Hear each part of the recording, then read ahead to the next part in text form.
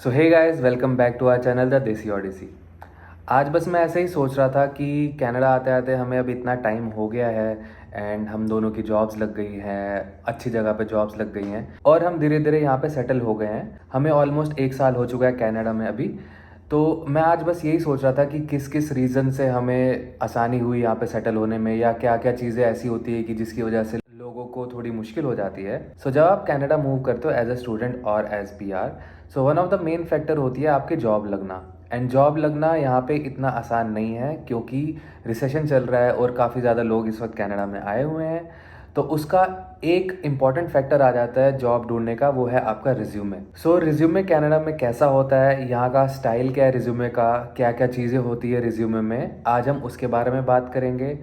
और मैं ये बताऊंगा कि कैसे मेरी जॉब पब्लिक सेक्टर में लगी है by the usages of this resume. So आप अपना ईमेल आईडी कमेंट सेक्शन में कमेंट कर देना, मैं आपको वो रिज्यूमे फॉरवर्ड कर दूंगा ताकि आपकी थोड़ी हेल्प हो जाए यहाँ पे जॉब ढूंढने में, भले ही आप स्टूडेंट हो या एज अ पीआर कनाडा में आए हो।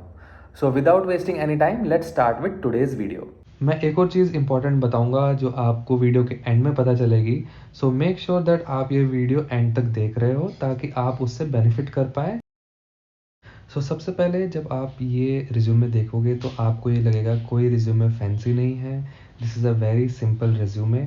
And why this is a simple resume मैं आपको ये बताता हूँ। जब भी आप कनाडा में किसी जॉब में अप्लाई करते हो, as there are a very large number of applicants, the HR systems they kind of use a software which is also called as ATS, जो आपकी जो रिज्यूमे होता है उसमें जो कीवर्ड्स होते हैं वो अपनी जॉब डिस्क्रिप्शन से मैच कर देते हैं, जिससे वो इनिशियली जितने एलिमिनेशन हो सकते हैं वो कर देंगे ताकि they will have only some good resumes with them.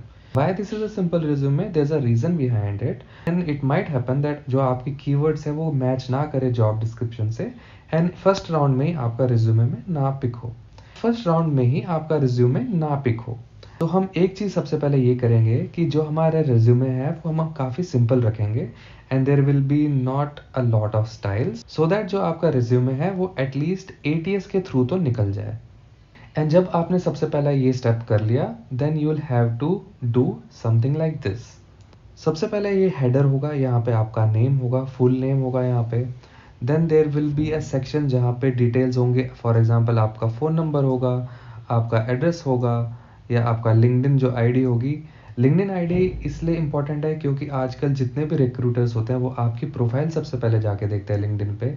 So there is a trick behind it that आप अपनी जो लिंक्डइन प्रोफाइल है काफ़ी अपडेट रखें, सो दैट अगर कोई वहाँ पे रिक्रूटर जाता है तो उसको काफ़ी अच्छे से आइडिया मिल जाए कि आपने क्या क्या किया है। So keep your LinkedIn profile updated, and keep in mind जो आपका जो जॉब रोल हो उससे रिलेटेड ही आपका लिंक्डइन प्रोफाइल हो। एज अ सेड आपका फ़ोन नंबर होना चाहिए यहाँ पे, and then there should be your email ID so that वो आपको कॉन्टैक्ट कर सके। This should be in the very first section. The next very important section will be the professional summary. Professional summary में आप वो चीज़ें डालेंगे जो जो आपने बेसिकली की है, but it should not be more than 4 to 5 lines.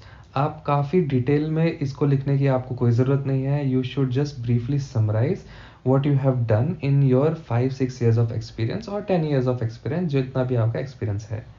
But यहाँ पे इम्पॉर्टेंट चीज़ ये है कि आपके जो पावर वर्ब्स है वो आपको यूज़ करने पड़ेंगे।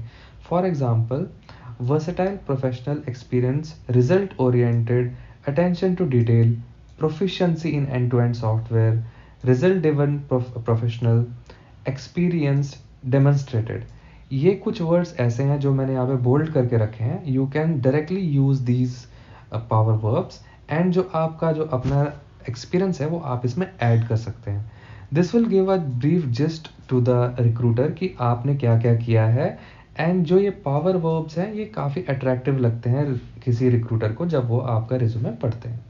आपका अगला सेक्शन है वो है वर्क एक्सपीरियंस का। यहाँ पे आपको सारे वर्क एक्सपीरियंस मेंशन करने हैं जितने भी कंपनीज में आपने काम किया है, बट आप इतने भी आपको पॉइंट्स नहीं लिखने हैं कि आपका जो रिज्यूमे है वो 10 पेज का बन जाए। सो कनाडा में ऐसा नहीं कि आपका रिज्यूमे 1 पेज का होना चाहिए जैसा यूजुअली इंडिया में बोलते हैं, बट यहाँ पे आपका रिज्यूमे 2 या 3 पेज का भी हो सकता है। बट आपके पास इतनी भी ज़्यादा लिबर्टी नहीं है कि आप बोलो कि मैंने तो यार 15 कंपनीज में काम किया है, मैं 10 पेज का रिज्यूमे बना दूंगा। ऐसा आपको नहीं करना है। Just keep it like around 2 to 3 pages, that is a magical number. First section will be your designation which is right here in bold letters, आपकी ऑर्गेनाइजेशन एंड आपने कब से कब तक काम किया है, क्योंकि ये आपकी लेटेस्ट होगी। अगर आप प्रेजेंट काम कर रहे हो या आप इंडिया से आए हो तो there will be a closure in your month details, for example April to July. So यहाँ पे आ जाएंगी आपकी डिटेल्स। इसके बाद there will be another one summary about your project that you had done. For example यहाँ पे आप देखोगे कि क्या लिखा है। आप यहाँ पे वीडियो पॉज कर सकते हैं और आप देख सकते हैं कि यहाँ पे क्या लिखा है।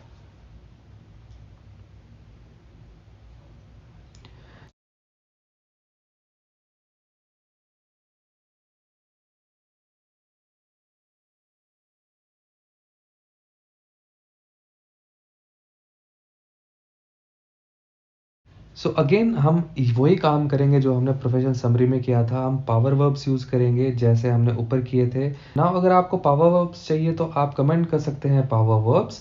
मैं आपको पावर वर्ब्स भी डिस्क्रिप्शन में या कमेंट सेक्शन में पेस्ट कर दूंगा। सो जैसे आप यहाँ पे पढ़ सकते हैं, बोल्ड में लिखे हैं gathered, collaboration, elicitation, qualitative, quantitative, spearheaded, developed. So ऐसे ऐसे कीवर्ड्स आप यूज़ करेंगे ताकि जो आपने काम किया है वो दिख के आए एंड काफ़ी स्ट्रॉन्ग आपका रिज्यूमे लगने लगे। What we will do is after जो आपका लेटेस्ट जो सेक्शन है जो आपने काम किया है, उसके बाद हम लिखेंगे की अचीवमेंट। की अचीवमेंट क्या है? की अचीवमेंट इज़ अ सेक्शन जहाँ पे आप एक क्वांटिटेटिव नंबर देंगे अपने रिक्रूटर को कि आपने क्या किया है उस कंपनी में। For example hair it's written that you have cut down the downtime by 25% and cost of warranty up by 45%. So there's a percentage, a number associated with your job role. So this gives the recruiter an idea that you have done something quantitative which has helped the organization achieve something. Similarly जैसे आपने ऊपर mention किया था कि आपने क्या क्या काम किया है, वैसे हम अपने अगले ऑर्गेनाइजेशन के बारे में भी लिखेंगे। Again you see there is a summary section जहाँ पे आपने बोल्ड लेटर में अपने जो लिखे हैं। अगेन जो आप देखेंगे कि यहाँ पे एक समरी सेक्शन है छोटा सा, बाकी डिटेल से पहले यहाँ पे आपने बोल्ड लेटर्स में आप देख सकते हो कि यहाँ पे पावर वर्ब्स है। आप अपनी डिटेल्स भरेंगे, then again you will put down your details about your jobs, what you have done in 5-6 pointers, and then there will be key achievements. Do this for your all job roles. For example, you have 4 jobs that you have worked in your history. Mention everything. Make sure that you have used the power verbs. Make sure that you have used the summary section. Make sure that you have used your key achievement details and put down a quantitative number in that so that it seems very attractive to the recruiter. Now what we will do is I will skip this part. You can pause and look at the things that I have written in my resume, or you can just put down your email ID in the comment section. I will send you the resume to your email ID. The next section will be the education section. In your education section आपको chronological order में जाना है and आपको अपनी latest education से होते हुए या अपनी बिगेस्ट एजुकेशन से होते हुए पीछे टाइम में जाना है। For example, I am currently pursuing my project management course. I will write that I am currently pursuing it, it's ongoing, and I will then write my institute name. Again, you will see it is all very basic. There are no various type of fonts, there are no different color schemes, just to keep it simple and be easy on the eyes. Similarly, I have done my MBA, I have written that, and then I will write my institute name and also my engineering in which field I have done. So ये आपका education section हो जाएगा and this will be very simple. So this section will be your skill section. Again, this is very simple. In this you will try to write things that you have particularly done, और one clue is that आप जब job description देखेंगे किसी company का या किसी job का, उसमें जो जो स्किल्स रिक्वायर्ड है आप यू ट्राई टू राइट दो skill here. Not I am not just saying कि आप ऐसे लिख दो. आई एम एज्यूमिंग दैट आपको कुछ आइडिया होगा उस स्किल के बारे में. आप वो स्किल यहाँ पे लिख दो ताकि ये काफ़ी ज़्यादा फोकस में आ जाए उस रिक्रूटर के. For example, now I have done software development. I have been involved in teamwork. I have performed activities in agile frameworks. I know Java, HTML, CSS, etc. So ऐसी चीज़ें हर किसी के लिए डिफरेंट होगी और आप अपनी स्किल्स उसी हिसाब से यहाँ पे लिख सकते हैं. The last section will be certification. जो आपने अगर सर्टिफिकेशन की है तो आप यहाँ पे लिख सकते हैं, बट इन केस अगर आप स्टूडेंट हैं, आपने अपनी यूनिवर्सिटी में कुछ काम किया है या आपने अपने कॉलेज में कुछ काम किया है, वो आप सर्टिफिकेट्स यहाँ पे लिख सकते हैं। मैं ये नहीं बोलूँगा कि आपने अगर कबड्डी का मैच खेला है तो उसकी सर्टिफिकेट यहाँ पे डालो, but if you have done something professional, put that certificate here so that it relates to the job description for the particular job you are applying for. So यहाँ पे ऐसे 3-4 सर्टिफिकेशन लिख दो and then your resume will be final. Your resume will be good to go. Now जैसा मैंने video में starting में बोला था कि मैं आपको एक चीज़ ऐसी बताऊंगा जो इम्पोर्टेंट होगी काफ़ी आपकी रिज्यूमे सिलेक्शन होने के लिए, वो है आपको जो आपका रिज्यूमे है वो हर जॉब रोल के हिसाब से आपको अपडेट करना पड़ेगा। For example, you cannot just simply upload your same resume in every other job that you are applying for. There is a 100% chance that you will not be selected for that particular job role. I will not just simply forward this resume to an X company जहाँ पे मैंने ये resume already Y company के लिए use कर दिया and both of their job description are different. So first what I will do is I will use a tool called as Jobalytics जो मैं personally use करता हूँ। अगर आपको उसके बारे में और थोड़ी नॉलेज चाहिए तो मैं वीडियो यहाँ पे लिंक कर दूंगा, आपको पता चल जाएगा वो उसमें क्या डिस्क्रिप्शन होता है। Jobalytics यूज़ करने के बाद there will be some things that you will know that you have to include in your resume जो कि डिफरेंट होगा आपके resume से और जो आप जिस जॉब के लिए अप्लाई कर रहे हो उससे।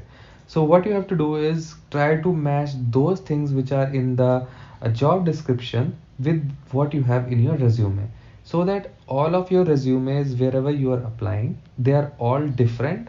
Their core is same but their language is different. So this is a key thing that you have to take care.